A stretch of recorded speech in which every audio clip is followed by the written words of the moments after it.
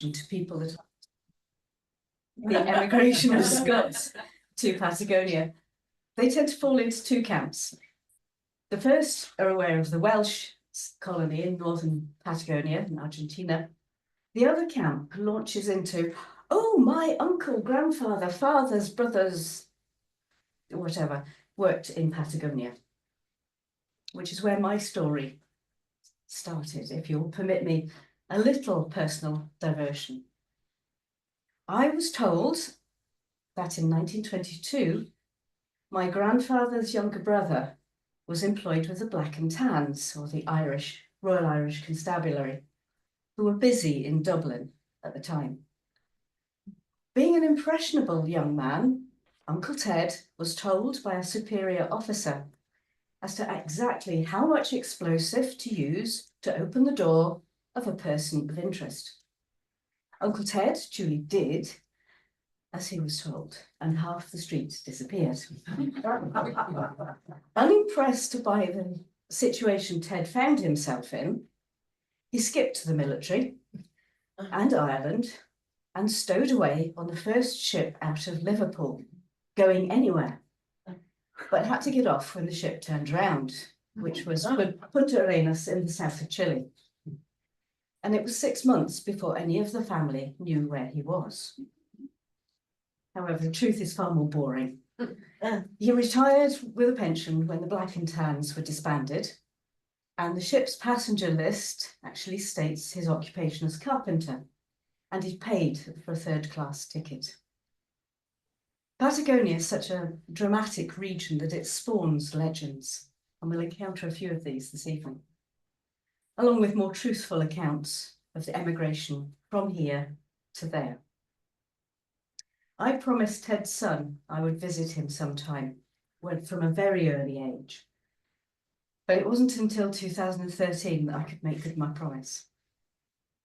So research into emigration from Scotland has concentrated on the English-speaking traditional emigration destinations, North America, the Antipodes, and to the lesser extent, the colonies, ex-colonies, protectorates of India, Caribbean, and sub-Saharan Africa.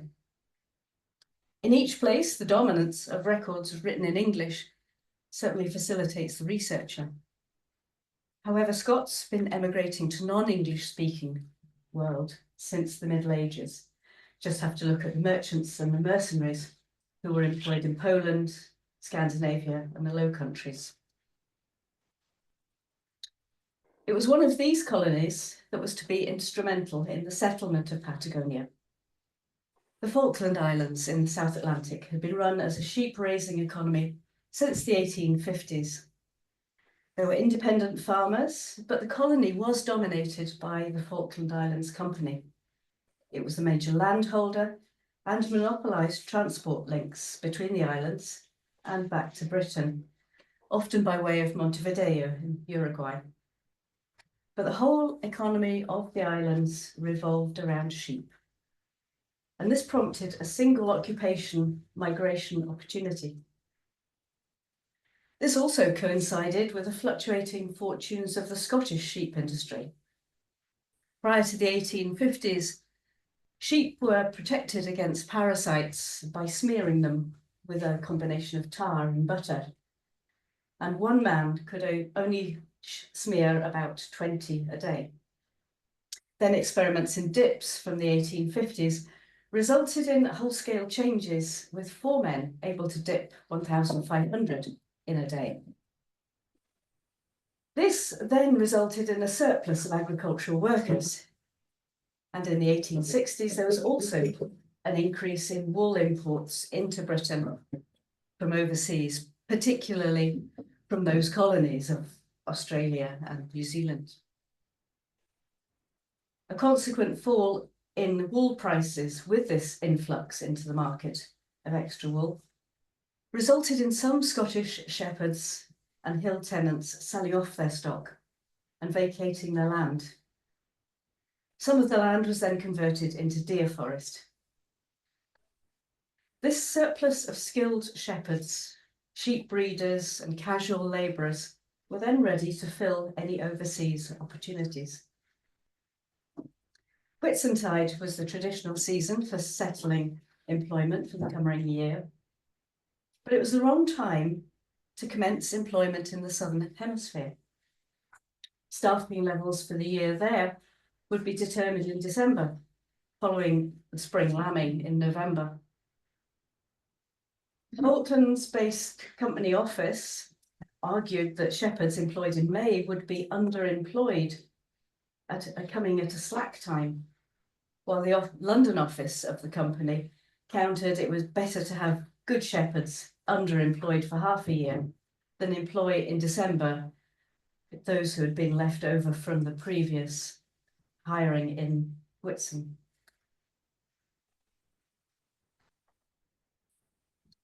Many immigrants from most destinations went via emigration agents. These were either full-time businessmen who handled immigrants for multiple destinations, matching applicants with opportunities, or they could be part-time, generally concentrating on one destination and combining being an agent with that of minister, schoolmaster, or here as farmer. James Bigger had been exporting breeding livestock to the Falklands since the 1850s. He also imported alpacas, which he ran on his farm near Dumfries, which must have been a sight to see. His activity as emigration agent spanned several decades, and the Dumfries area became a hotspot for emigration to the islands. From the mid-1860s, advertisements also began appearing in the Highland newspapers for shepherds to the Falklands, competing with those traditional emigration destinations of North America and Australasia. Highlanders were very familiar with emigration, and many would have relatives or friends overseas. There was a general mentality for migration within many communities, with knowledge of the prevailing Scottish economy being weighted against opportunities overseas. Family and community networks were maintained by letters and newspapers being sent between the members. This in turn also produced hotspots of chain migration in localities within the Highlands.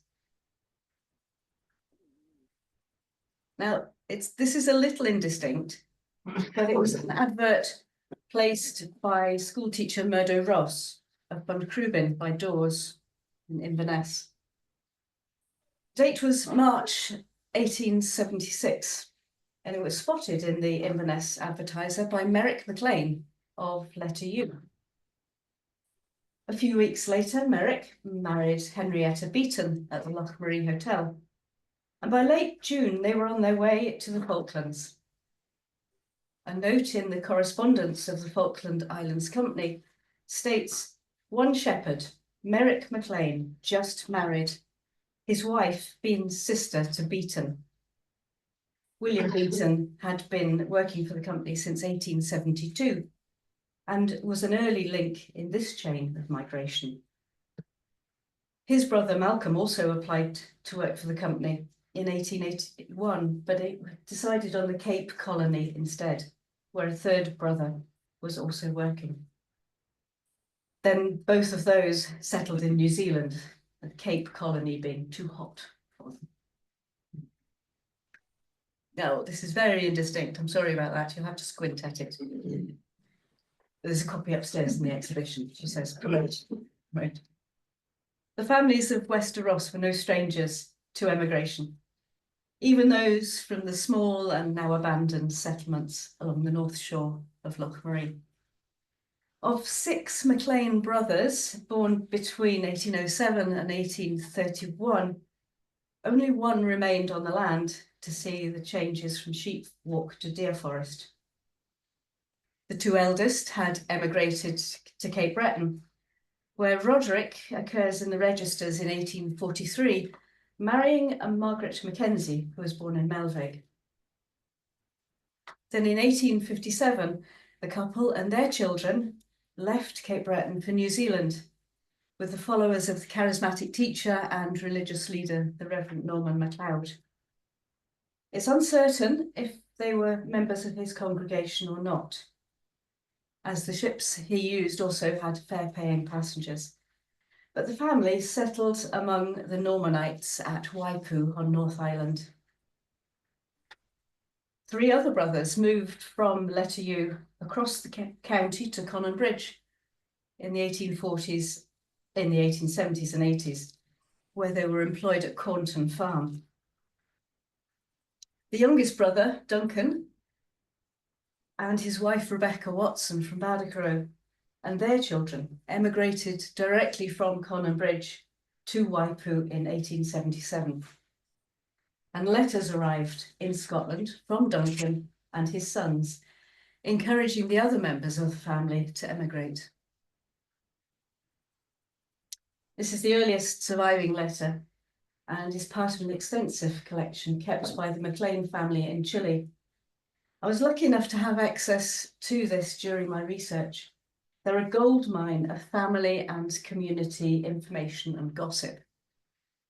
They were heirloom items within the family who no longer have English as a first language and can no longer decipher cursive script like this.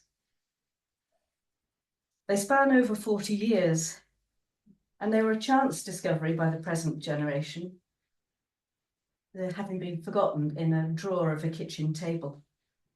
Some of the ones I've been photographing have suffered from far too close attention from Patagonian mice, but they're all priceless and fascinating.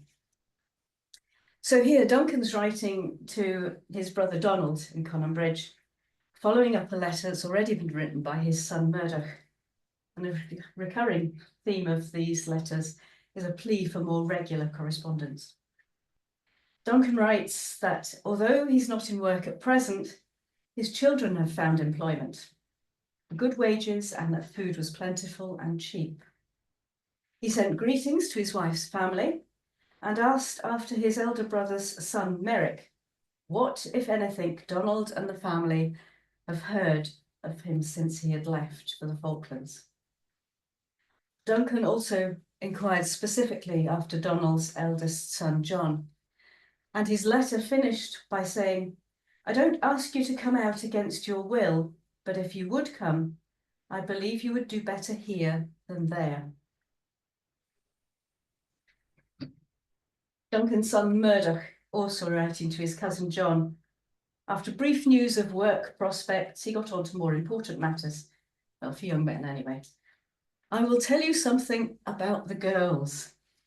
I never saw such good-looking girls as there is on the Waipu, and very nice girls too. I think you are right to make up your mind to come out to New Zealand. So it all looks as if John would be joining his uncle and his cousins in New Zealand. He was in his late teens and had been employed as a night porter to a grocer in Inverness, from whom he received a good reference, which is also kept with the family papers.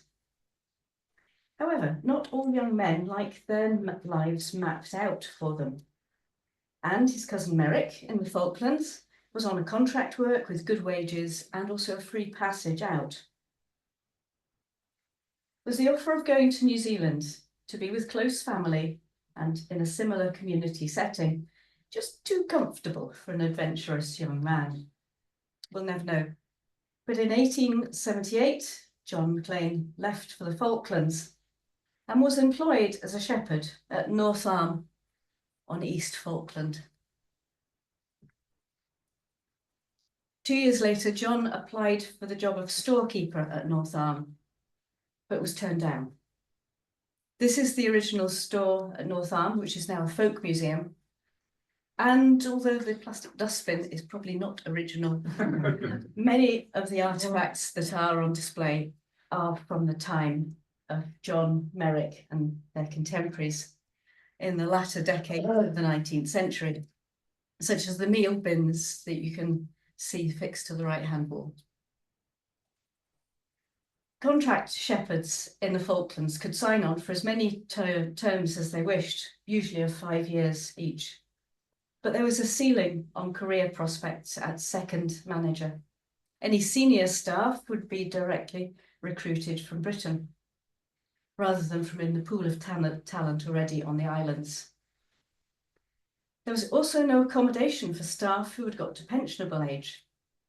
Shepherds who signed on in the early decades for a 20-year term were still relatively young men when their years were complete, and they were looking for fresh challenges. Even with a pension and savings, there was no opportunity to buy or lease land within the islands. And the independent farmers had no opportunity to expand their holdings. At the same time, the governments of both Chile and Argentina were looking to settle and exploit the lands at their southern extremities, following a ferocious military campaign against the indigenous peoples on the Argentine side of the rather fluid border. The Chilean government advertised leases in the British press to encourage non-native, non-national farmers and ranchers. The extent of the land ranged from 1,000 to 30,000 hectares, so that's up to 75,000 acres in old money. The leases were renewable after the end of 20 years, and the sitting tenant was the preferred bidder. And there were also options to buy land. So men from the Falklands began to take up opportunities. Extensive land leases of their own, senior management roles for others, and also driving sheep thousands of miles from the north to the newly created estancias in the south.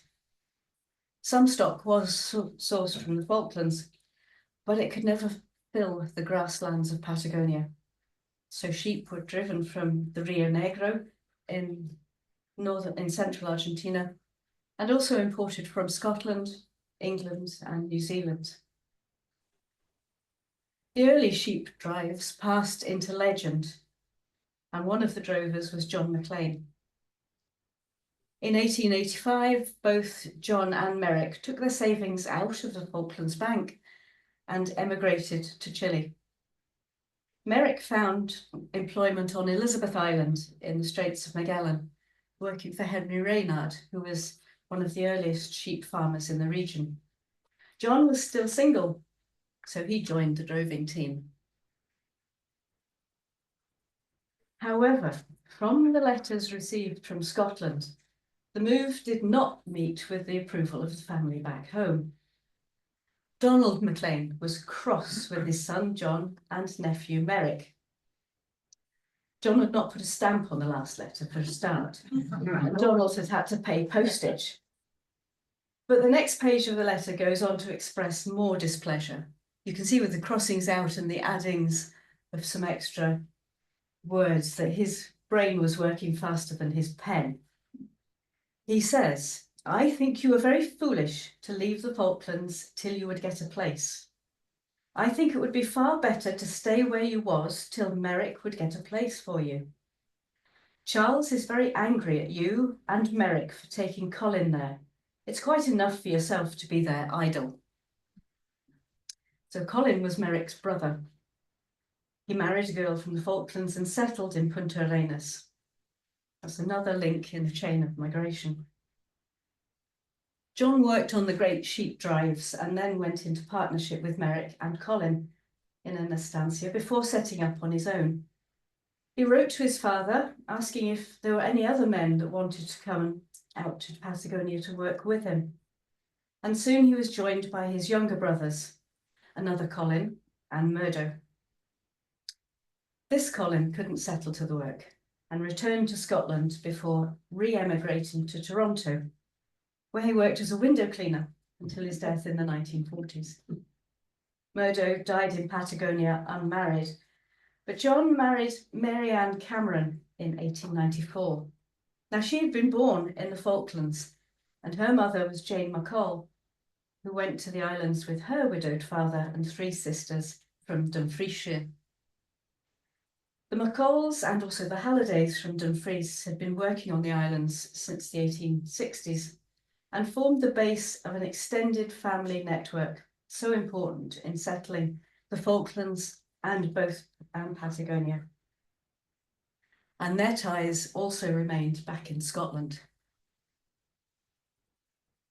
So in this chart, again, which is really difficult to read, you should probably see it upstairs, it's only a minuscule section of very, very complicated structure of Falklands family networks. The Marcolls from Dumfries married into the Halliday family, and they were some of the earliest pioneers to settle in Patagonia. Other names on the chart are Henry Jameson, George MacGeorge, and Jack Rudd, who, together with John McLean, formed the basis of the sheep drive. Also in this chart is John Campbell, who married Mary Halliday. Now, John had been born in Argentina in 1908, and his parents were Roger, or Roderick in some documents, Roger Campbell from Melveg, and Bessie Noble from Tomatin. Roger had worked in the Falklands with his brother Donald in the 1880s before he moved to work in Argentina, and Bessie's brothers were working on a nearby estancia. The couple married in 1897 and settled in Santa Cruz province, where they had 7 children. Roger was a frequent traveller back to Britain, both for work and social visits, but he died at sea on one of his trips home. He'd been predeceased by 3 of his sons, and his remaining son, John, at the age of 16, had to take over much of the running of the estancia, with any thoughts of further education abandoned. Mary Halliday and John Campbell married in 1934 and had 5 daughters. With no good education within his budget and not wishing to see his girls disadvantaged, the family sailed for Britain, and although neither they nor their children had been born in Scotland, returned and settled here in Gairloch parish.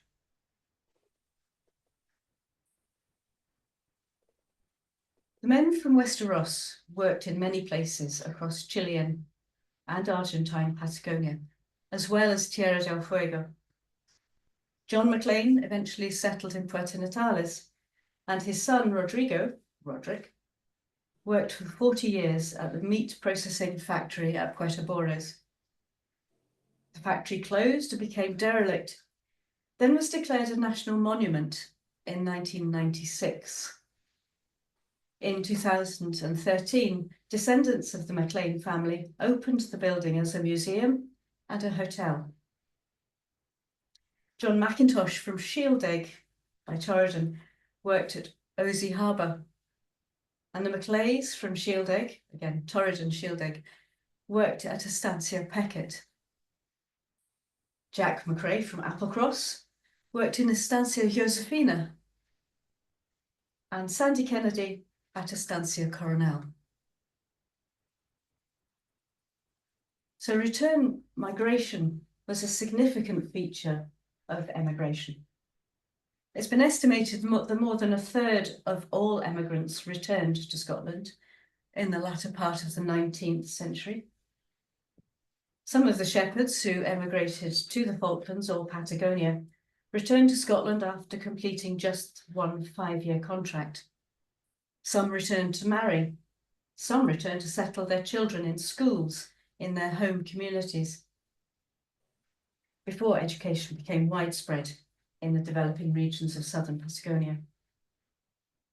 Others returned on retirement, never intending to settle, but with the aim of saving as much as possible to enable them to set themselves up on their return with a house or a croft and provide a much better standard of life for their children than they had had themselves. Unfortunately for some, money saved sometimes depended on the stability of the financial systems in the countries they worked in. The exchange rate fluctuations in the mid-20th century Argentina caused some Scottish workers to lose a considerable amount of their savings before they could remit the money home. The Kennedys in this picture settled in Alexander, or Sandys, home village of Loch Carron. He'd worked at Estancia Coronel from 1913, and the estancia owners, the Blakes, were also independent farmers on the Falklands. Sandy married Ethel Martin, who had also been born on the Falklands, and she was nanny to the Blake children. Ethel returned to the Falklands for the birth of her first daughter, but her second, Edith, was born in Argentina. So on retirement in 1950, and again wanting better prospects for the girls, Sandy applied for a crofting tenancy in Loch Carron. Although priority was given to returning ex-servicemen, Sandy's application was approved in good time, and the family settled in the village. Sandy called his croft house Patagonia, and it's still there on Colonel's Road. The settlers to Patagonia didn't find an empty landscape to begin ranching and building. The land had been used in a sustainable way for thousands of years by several indigenous groups who had developed lifestyles to exploit the terrestrial and marine environments of Patagonia and the neighbouring islands. The meeting of indigenous and European cultures was not harmonious. The incoming people, who were regarded as easy prey species for the Selknam of Tierra del Fuego, unlike their traditional guanaco, which are a cousin of the llamas and alpacas. Unfortunately, some of the men from Westeros were at the forefront of the conflict. John Farquhar McRae from Kintail was manager at Estancia Spring Hill on Tierra del Fuego in the 1880s and 90s, where fencing cut through the traditional guanaco migration routes and the Selknam hunting trails. He worked for the company Sociedad Explotadora de Tierra del Fuego, which owned hundreds of thousands of hectares on the island. Either at managerial or director level, a directive was issued to the effect that a bounty would be paid for evidence of the death of individuals of the Selknam tribe. Those who escaped death were transported to the reservations on Dawson Island in the Magellan Straits and Keppel Island on the Falklands. Their actions didn't go unnoticed, and newspaper reports in Santiago resulted in a court case. No evidence was taken from the Selknam for want of an interpreter, and the verdict was no case to answer. Alexander McLennan, in the middle of this slide, handsome chap, was born in Toronto in 1871. His parents, here on the left, Donald and Margaret, were from the Heights of Kinlochew and had emigrated the previous year with one of Donald's sisters to join a brother, Roderick, who had farmed in Ontario. But a year after Alexander was born, the family were back in Scotland at Mirravoord. Donald's sister had been crippled with homesickness, and the only solution was to return. Close relatives of the MacLeans, already in Patagonia, Alexander's younger brother emigrated in 1891 and worked for one of the large dynastic consortia in Tierra del Fuego. Alexander himself joined the army, but was medically discharged and soon followed Roderick to the far south. Roderick died soon after Alexander arrived, and the descendants think he was killed by the Selknam. This act may have unhinged Alexander. He was manager of the Estancia Primavera on the Argentine side of the border in Tierra del Fuego, and had lost many sheep, horses, and fencing to indigenous excursions. He began a campaign against the Selknam, and there were deaths on both sides. One apocryphal episode involved Alexander inviting the Selknam to a feast on the beach. Then, when they were all drunk, instructing his men to open fire and kill everybody. It sounds like a legend from medieval Scotland. It has been immortalised in song, that episode, by a heavy metal group from Chile. Now, as you're all music lovers, I'll not play you the recording, because it's 5 minutes of your lives you're not going to get back. But it is available on YouTube. The result of this campaign was Alexander's nickname, El Chancho Colorado, the red pig, the red swine. The stories about him are widespread across the whole of Patagonia, many more than can be attributed to him directly. The other result is, you can see, is the tie-pin. It's made of green glass. The Selknam fashioned glass bottles into arrowheads, which they used against the settlers. And this arrowhead ended up in Alexander's spine. But it had it removed and then had it set in gold. The gold watch was presented to him on his retirement from the company for his good service.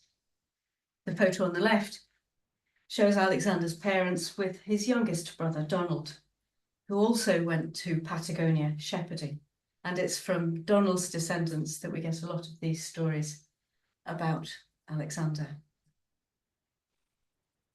Sheep. Sheep, sheep, sheep, sheep. It's all about sheep for the men and women of Westeros who made their way to Patagonia. A single occupation emigration, well, not hardly a wave, but more of a steady stream of people. It was primarily single men who emigrated. Some came back for wives or sent for them. In the early decades, a concern for the education, as we've seen, caused some families to return with the children, even for a short time. Sometimes the wife would stay with the children in Scotland, while the husband returned to work in Patagonia. And this is what happened for Merrick MacLean, who settled his children in Cononbridge School. And also in the early 20th century for the family of Murdo Morrison. He was from Gairloch, and his wife, Andrina Sutherland, was from Dundonald. They returned with their children for some education before going back to Patagonia. So some of the immigrants intended to stay, others worked a contract with a view to something or somewhere else. But with sheep come sheepdogs. And it was a clause in some shepherds' contracts that they had to provide their own dogs. There is a legend, which can't be verified, so I couldn't use it in my thesis, involving a group of young shepherds who were in Aberdeen, waiting for a ship to take them to London to join a ship heading south to Patagonia. The Aberdeen ship was delayed in its departure, and the men had to wait for a couple of days. Now, Aberdeen is a very expensive place for young men, and when it was time to depart, they had considerable bills to clear, which could only be reconciled by selling their dogs. They were then in breach of their contracts, and rather than not sail, they spent the night before departure rounding up all the stray dogs in the city and bundling them on board. They then had 6 weeks at sea to bond with their new friends, and they became known as the 40 Thieves.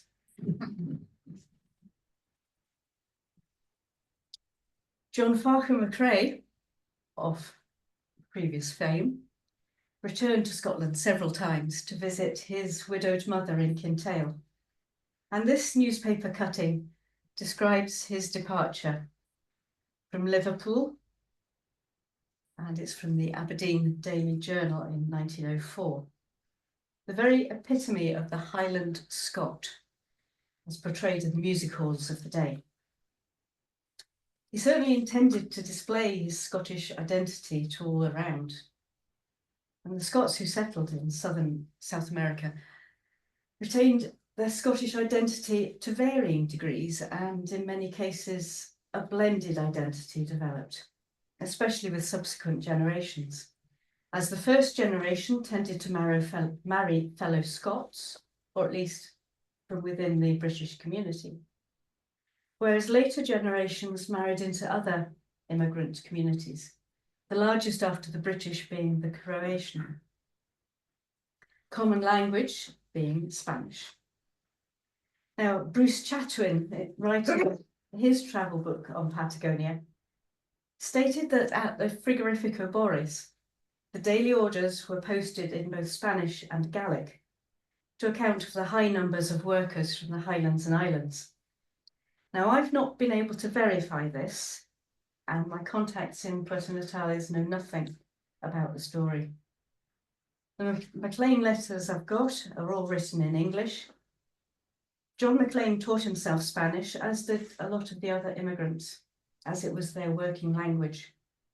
The home language could be Gallic or English, and many of the wives didn't master Spanish at all.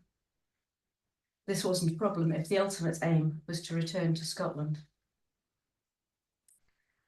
So these stories aren't comprehensive for the emigrants from Westeros who went to Patagonia. There were the Macleays from Shieldaig, John Mackintosh from Shieldaig, and you may have heard of his famous niece, Josephine Tay. There's also Jack McRae from Applecross, the Morrisons from Gairloch and Ullapool, MacDonalds of Allegan. Some of you may remember the Postie, Murdo Bellavista, down in Torridon. And information's always coming in, often from unexpected quarters. There's a chance meeting in the village, an online chat with folk on the other side of the world, or the reply to a Christmas card. Every one of us has a little bit of history written inside us. Some have a few paragraphs, others have pages and pages. And it's as our histories come together that a clearer picture of the breadth and depth of Scottish history develops. So, save Granny's letters or diaries, decipher the difficult handwriting, or hand it to somebody who can.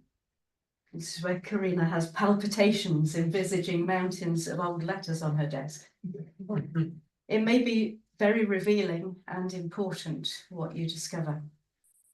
The families who returned to Scotland, who had maintained their family and community networks back here, were able to slip back into their community life and their crofting year. After a while, it was as if they'd never been away. And this story of an important part of Scottish emigration could have been lost until a nosy research student came their way. Thank you. Any questions?